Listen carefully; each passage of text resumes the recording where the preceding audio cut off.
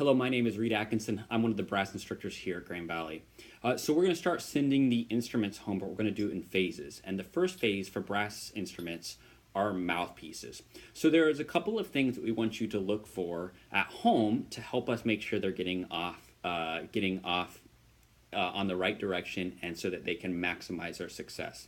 The first thing is their posture. They should always be sitting in a chair. Their feet should be flat on the floor, sitting towards the edge of the chair with their back straight. So we often talk about their back being a straight line all the way to their ears. This will help their airflow and will give them a much better chance at making a good buzz. The second thing is how they hold their mouthpieces. We want them to hold them between their middle two fingers and thumbs. That way, when they put their mouthpiece up on their face, it'll be less pressure on their lips. Less pressure equals an easier buzz equals more success. So there are really three things that we want you to look for in a buzz. But first, we need to understand what a buzz sounds like. For a trumpet, a buzz will sound like this. For a trombone, a buzz will sound like this. There are three tendencies in young brass players. The first is puffing their cheeks. On a trumpet, that will look like this. On a trombone, that'll look like this. It'll kind of sound like that too. If they're puffing their cheeks, we want to ask them to keep them nice and flat. Oftentimes, after they puff their cheeks, then they'll start putting air pockets in their lips. That'll look like this. With the mouthpiece, it'll look like, and on the trombone, it'll look like this. So, to correct that, here's what we'd ask.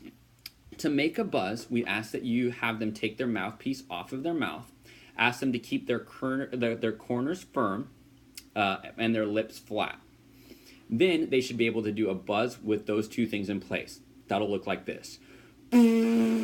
Once they can do that well, then they need to put the mouthpiece back on. Again, the two big buzzwords, corners firm, and then lips flat. I guess the two phrases, corners firm, lips flat. The last and final thing to look for is what we call pinks, the pink of the corners. So what you'll see is when they put their mouthpiece up and start to blow, the corners of their lip, bottom lip especially, will poke out and you'll see a wet pink area. All right, so it'll look something like this. It'll sound something like this.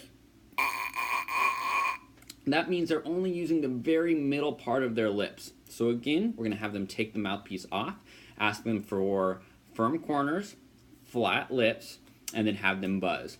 And then when they put the mouthpiece on, have the same sensation. So, as a quick review, if you could help us make sure that they're always sitting up straight at home, that they can buzz without the mouthpiece, and then when they do put the mouthpiece up, make sure that their cheeks aren't puffing, they're not getting air pockets, or that the corners of their lips are staying in. Again, the two big things you can tell them is firm corners, flat lips. With your help at home and our continued work in class, I'm confident that we can get these kids started off in a great, successful manner, and pretty soon, before you know it, they'll be bringing their instruments home. Thank you so much for allowing your students to study music, and I want to make sure that we're protecting your investment at home. Just a little bit of attention from you will go a long way. Thanks so much.